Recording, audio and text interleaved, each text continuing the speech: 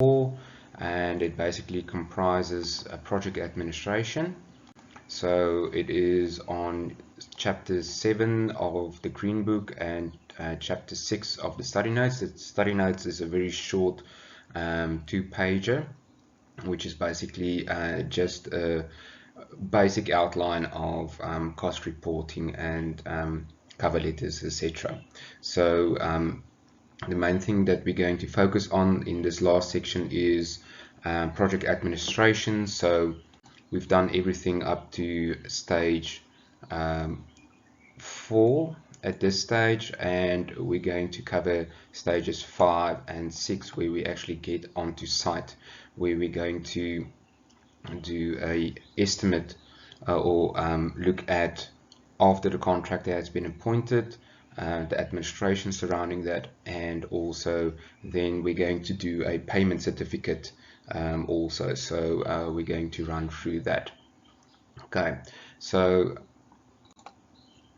getting into chapter 6, variations. Okay, so firstly, variations is says exactly what it is. It's your contractor has been appointed on the project, and whenever there's any changes that justifies any remuneration towards him, that will constitute additional cost that the contractor can get. So it's basically any changes that's made on the project will influence the cost of the project. So it can either go upwards or downwards. Some items might be omitted or so.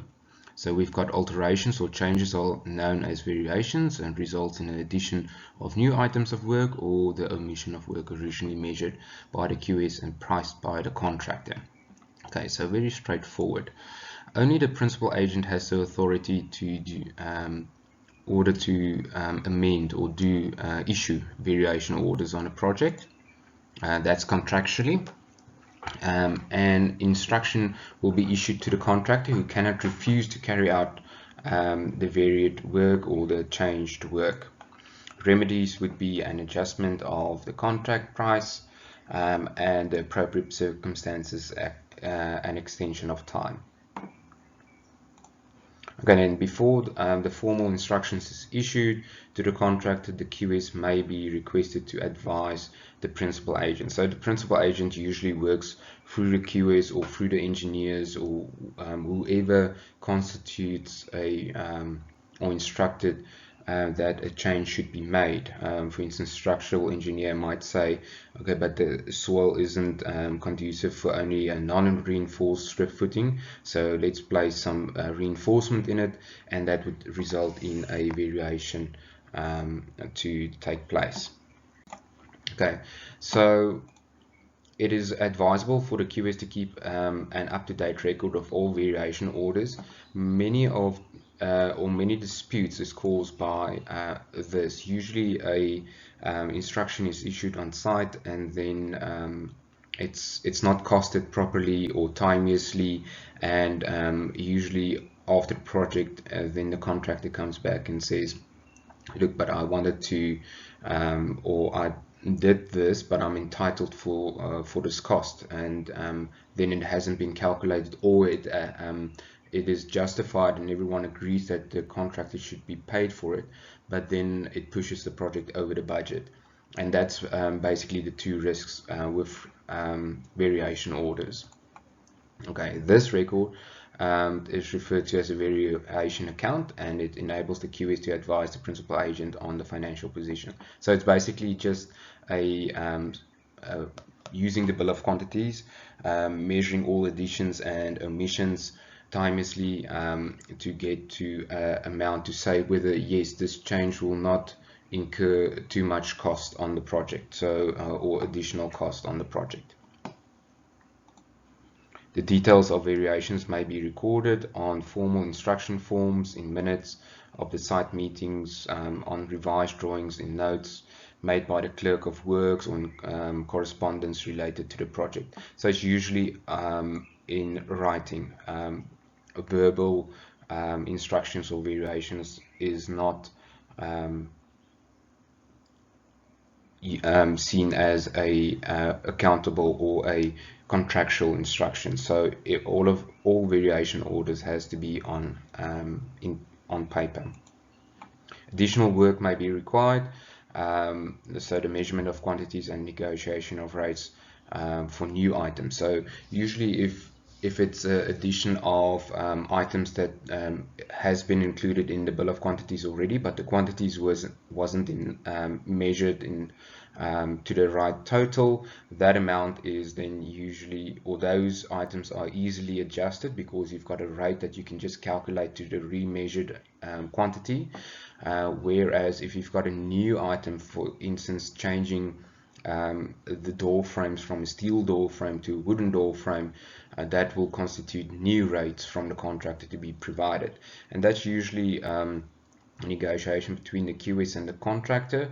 Contractors usually try and load as much as they can onto those items, whereas the QS wants to keep it as low as possible. Okay, it is important that the approved variation orders are taken into account when preparing valuations for interim payment certificates. This is very important. Sometimes I've seen QSs that do not incorporate these variations from the start, but leave it to the end, and that's usually where disputes comes from. Okay. So a site instruction book is kept on site. It's basically just a booklet with a numbering system. These days we do it electronically, but it's a systematic instruction book that just keeps all of the instructions in place. And we'll get to variation orders or instructions that doesn't really constitute variations just now. Site instructions are generally used by the architect or any other of the agents and may vary. They extend or reduce contract works. A site instruction may be given purely to instruct the contractor to do something that he's supposed to do anyway, like for instance housekeeping, keeping the site nice and clean. And then site instructions may be given to the contractor to address defective work. Anything that, for instance, if he build a wall skew, he will be instructed to break it down and rebuild it, which will not constitute a variation order. Okay, clearly the foregoing site instructions will not require adjustment to the contract sum because the contractor already had to do everything accordingly. Okay, so variations which will require adjustment of the contract sum usually deals with changes to the specification or the quantities of the items included in the BOQ, okay, additions to the project, execution of work under different conditions from the previous envisioned and described in the BOQ. For instance, if you have a specification change, for instance, if you do a swimming pool, your touch pads have to be within where the swimmers usually touch the walls on Olympic swimming pools, has to be within 2 millimeters. So the tolerance of the swimming pool might be different. So for instance, if it's not an Olympic standard or FINA standard swimming pool, that standard, it might vary between 5 and 10 millimeters, the width or the breadth of the swimming pool. Whereas if it's changed, for instance, from a non-compliant FINA swimming pool at the start of the project to a FINA compliant swimming pool, for instance, where the tolerances are much stricter, it will constitute additional cost because the contractor has to spend more time in getting the accuracy correct. So I hope that explained it better for you. Or for instance, other thing might be just getting the strength of the concrete, for instance, stronger also. The instruction of new items not previously included in the contract. For instance, now if you're working in a community, you have to take into account maybe education of the community, talks with the community, which wasn't included in the initial tender brief, or something in that sense. Okay, all instructions issued during the course of the contract should be covered by sequential numbering contract instructions that shall all originate from the office of the principal agent. So this is just the site instruction booklet that we spoke about in a previous slide. Okay, contract rates, wherever possible, this should be contract rates must be applied in calculating the variation cost of variations. So that's just what we already spoke about. Whenever there's a change in item and the rate is not changed, then the existing rate should be used to calculate the variation orders. The application of contract rates is only valid for new work if it's identical to the work included in the BOQ. I think that's self-explanatory that it is for work if the items are exactly the same rates can be used. Okay, drastic reduction in the scope of certain work which has been included in the BOQ could mean that the original rate would no longer be apply to the remainder of the work. So that's what we already spoke about. If there's a change in the specification, then the rate will have to be adjusted. Okay, pro rata adjustments. So it is sometimes possible to calculate the pro rata rate on the basis of the existing contract rate to arrive at a fair rate for the new item. So basically this is just a negotiation process. For instance, if you've got a roof structure and now you change the roof structure, the rate should change for all the purlins on site. So a good method would be to calculate what would be the cost for a purlin of this size, and then calculating what the rate for a smaller purlin would be, taking the length of the purlin or the square meter area of the purlin if you look at it from the side also. The reason for taking this example is, for instance, purlins are measured in number in your bill of quantities, but to get to a rate without going and getting quotations for it, you can very quickly calculate a more or less rate for the purlins. The same can be for your windows. Your windows is also measured as a number item in your bill of quantities, but if you have maybe a size change or so, you can calculate the estimated rate for a smaller window by just taking the square meter rate for the existing windows and reducing it, or for a bigger window you can escalate it, vice versa. Okay, day works. Day works is basically pricing of items by means of day work charges. Necessitates the keeping of site records and cost of labor, material and plant used for those particular items. So day works is basically labor rates that you've got in your bill of quantities.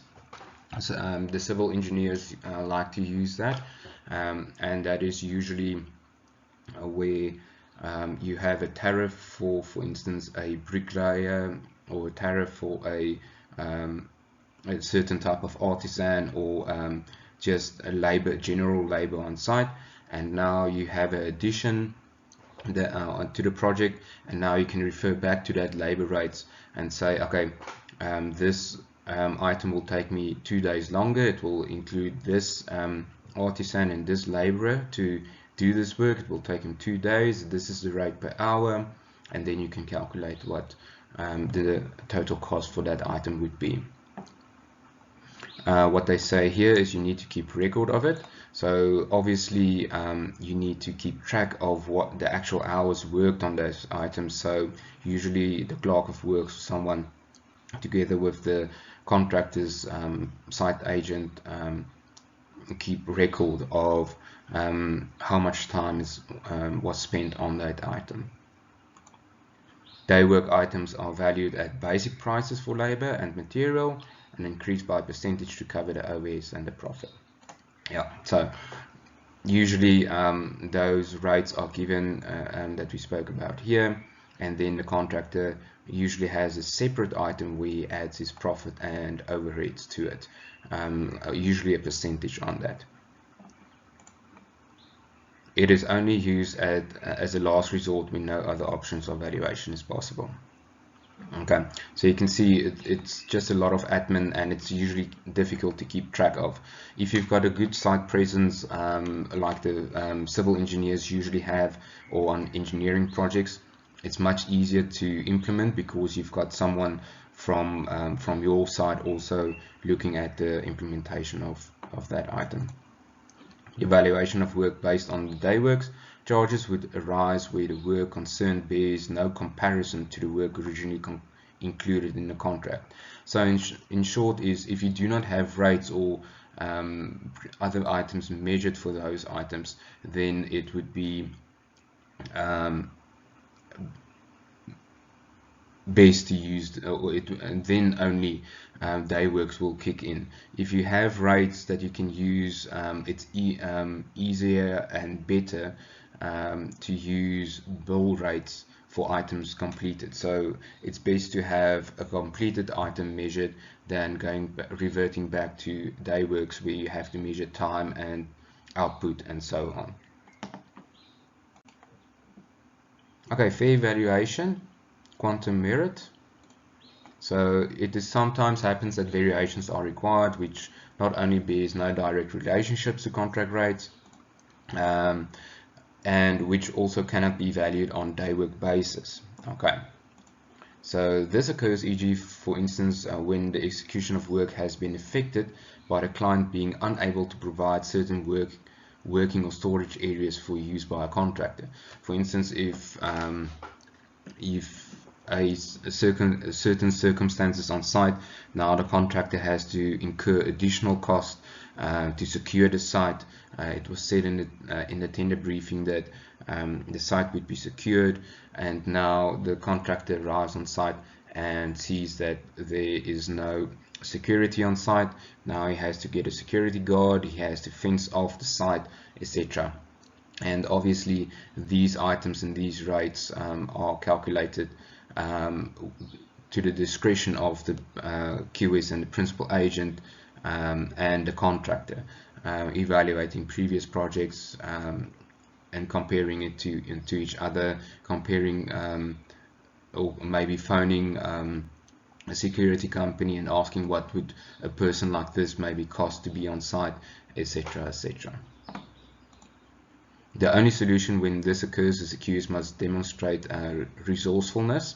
Yeah, so you have to just make sure that the client pays for what he is getting. So it's just basically getting to a point of good value for money.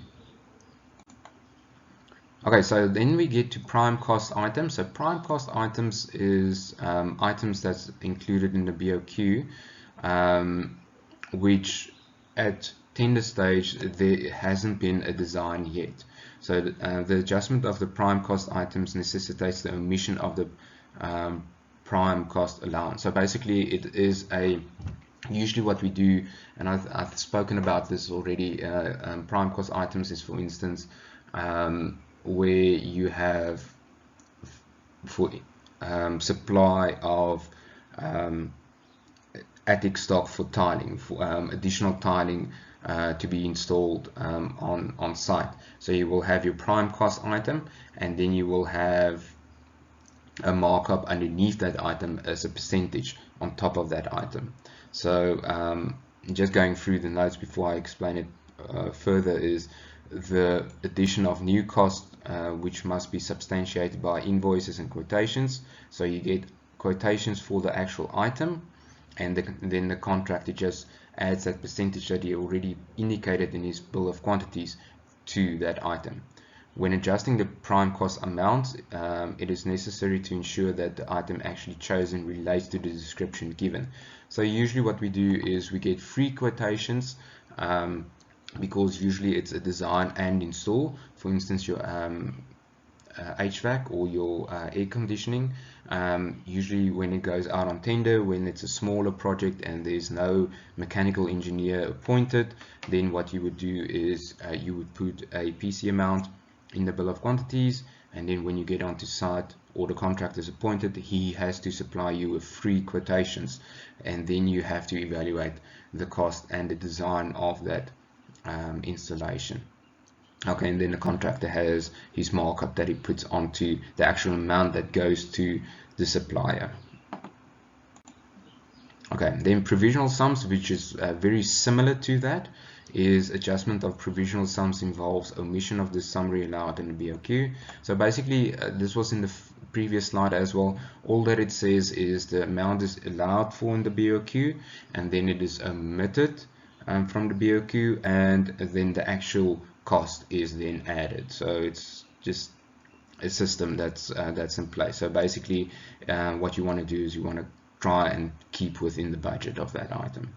Then adjustment of the actual subcontractor sum requires a consequent adjustment of the amounts related to the contractor profit and attendance. So very similar to your prime cost items. The only difference here is now it's not only the material that's applied, it is now also the installation of that of those items. So it's usually your subcontractor that's appointed. Okay, some forms of contracts allow for the adjustment of the contract profit on specialist subcontract work in the event of major reductions in the value of the provisional sums. For instance, the contractor may have budgeted for, you've seen the item and you allowed maybe 100,000, but when you get onto site, the item is only going to be 20,000.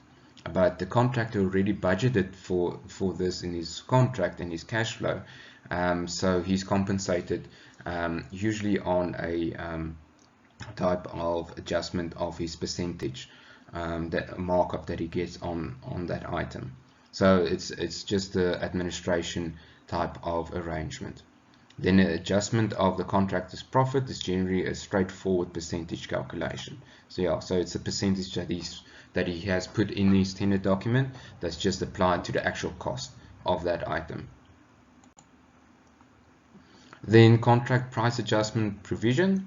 Okay, so I hope everyone has heard about the contract price adjustment, and it's a generic title for the formula that's applied to calculate the post-contract compensation to contractors. So it's basically inflation. So there's a set of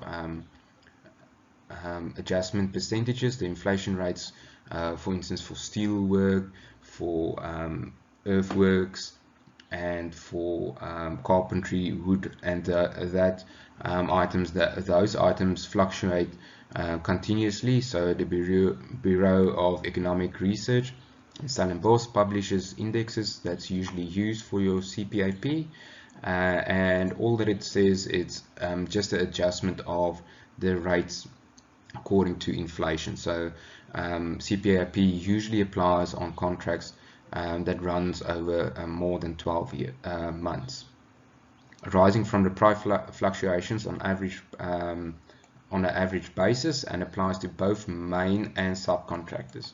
Okay, so these inflation rates applies to both of them. The information used in each of the formula to calculate the compensation to obtain from indices published by the or Stats SA, and is applied according to the defined work groups. So the work groups is just what I indicated now. So the main short and the long of it is CPAP is just basically inflation calculated on a month-to-month basis on a project. Okay, then we get to our final accounts, and final accounts is quite important because this is where what the final account of the project is going to be. So preparation of a final account is a process whereby the contract sum is adjusted to take into account all variations, savings, extra work, adjustment of provisional sums, etc., which may have arisen during the course of the project. the contract in order to state the final cost. So it's all of those variations, additions, omissions, etc., basically added up to your final account. Agreement on the cost of variations with the contractor's contractor survey and representative is part of the process. So it's usually best if you keep track during the course of the project and not leave it to the end of the project and now having to remember what was said, going through all of the variation orders, getting proof of actual variations that happened. It's easiest just to do the variation adjustments as you go through the project. Final accounts are initially prepared in draft form and include omissions of budgetary allowances. So it's basically those budgetary allowances that we spoke about, those PC amounts and provisional sums is omitted, and the actual cost is then added. So it's a, like I said, it's just an administration type of procedure where you omit the one item and then you just add the new item. The draft final account should be sent to the principal agent for comment and confirmation. Then the content and method compiling final accounts should be clearly understood by both clients. So communication is key here. That's why it's important to keep the final account up to date during the course of the project. All factors and reasons for variations on the original tender price should be clearly indicated on the final accounts. So it's just record keeping of any changes. If the contractor disputes the correctness of the final account, the principal agent and the contractor should endeavor to resolve differences.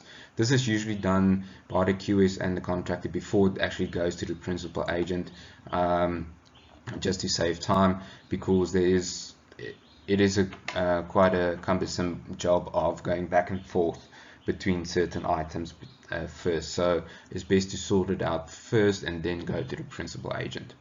The principal agent shall proceed to issue a final payment certificate based on his determination of the contract value. Okay, and then the contractor is free to refer his differences with the principal agent to the dispute resolution provisions included in the agreement. So if he doesn't agree, then it usually goes to the mitigation type of clauses in your contract. And this is something which you want to try and avoid, because this usually is a lengthy and costly process. Typical final statements and final summary are provided to explain how final accounts are set out and how they are used to convey the final contract value. So it's basically just there's certain type of forms that is completed in your final account. And we're going to look at a example just now. Okay, so in your final account, your final statement, this is something that's included in your final account. So you can see this was the project, new building for owner incorporated at stand so and so in Pretoria. So the contractor was appointed for this amount. The VAT is always subtracted first and then added later on. Then you've got your additions and omissions. So net additions and omissions. So it seems like there was some omissions and savings on the project. So the final the contract value was estimated at or calculated at 2.3 million, and then add differences in the preliminaries. So there was some additional preliminaries that was added, and then you get to your contract price adjustments. Your contract price adjustments is that CPAP that we spoke about earlier on, that was issued, and then that is added as well on the project. And then you have maybe penalties. In this case there was no penalties, and then you add your VAT at the bottom and you get to your final amount that is due to the contractor. And then you can see there's a place where it can be signed. Usually what we do is we have 4 signatures, one where the QS measures, the principal agent measures, and the contract measures signs, and then the client signs also as the final on the final statement. Okay, then you've got your final summary.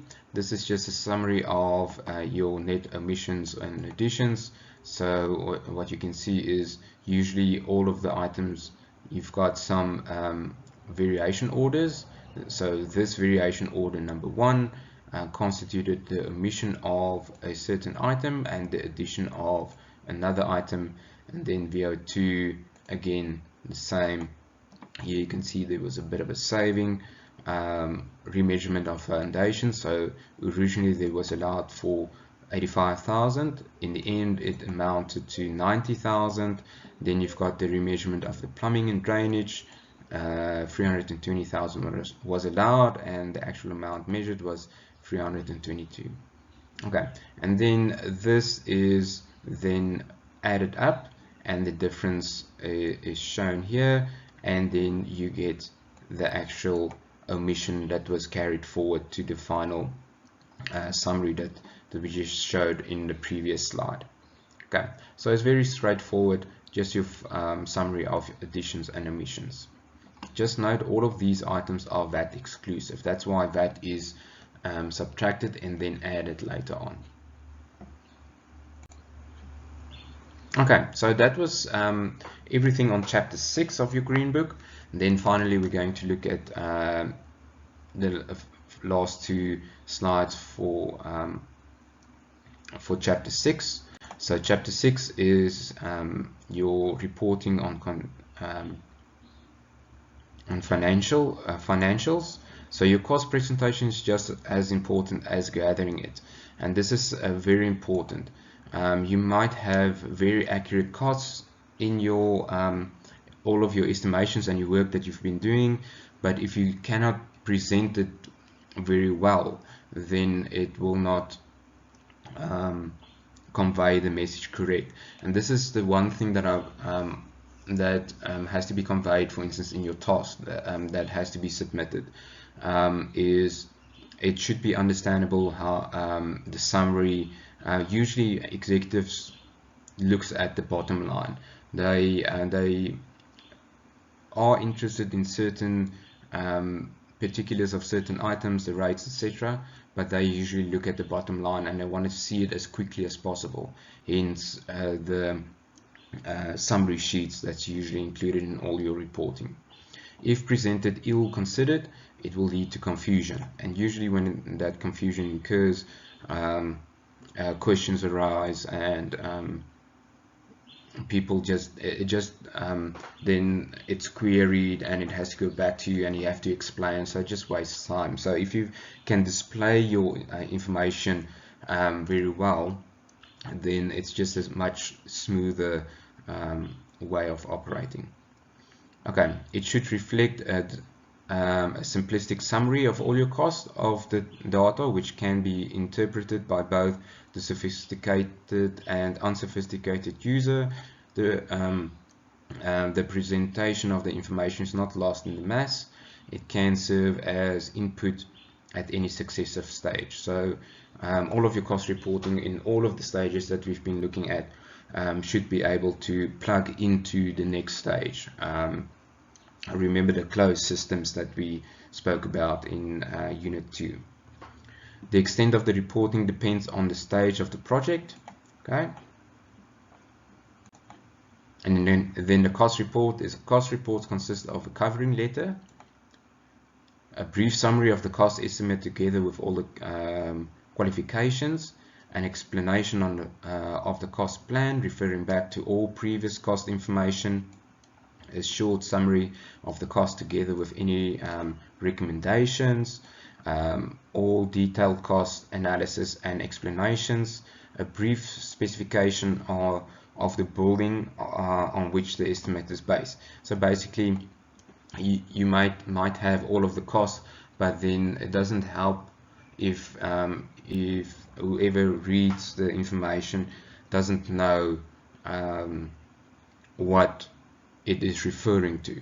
So a description, maybe a drawing, a simplistic drawing, also may assist a lot in explaining the whole concept. So this is also very important for your task. The cost details should be accurate and reliable and good reflection of the market. Okay, and then the estimator and designer should work closely together. Okay, the estimator's responsibilities, so you can go through that. The estimator should show good leadership. You should have adequate advice on items. For instance, if a client asks, but why is this so expensive? Then you can, this building is more expensive than a previous one that we've done. Then you can explain, but it's a site, the site is a sloping site, and it will have a larger site preparation cost, for instance. Then you've got planning. You should be continuously provide assistance as a member of the professional team.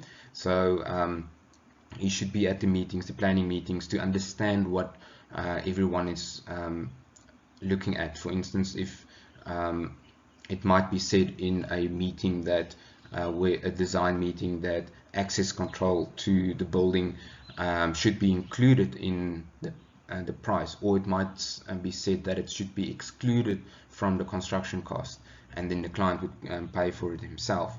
That type of thing is very important. So planning for that is very important. And then the implementation, he should be able to implement what he advises, e.g. he should be able to compile the necessary documents in order to obtain competitive tenders. This is now understanding it, conveying the design team's design, what everyone was thinking or implying should be included, should be provided for.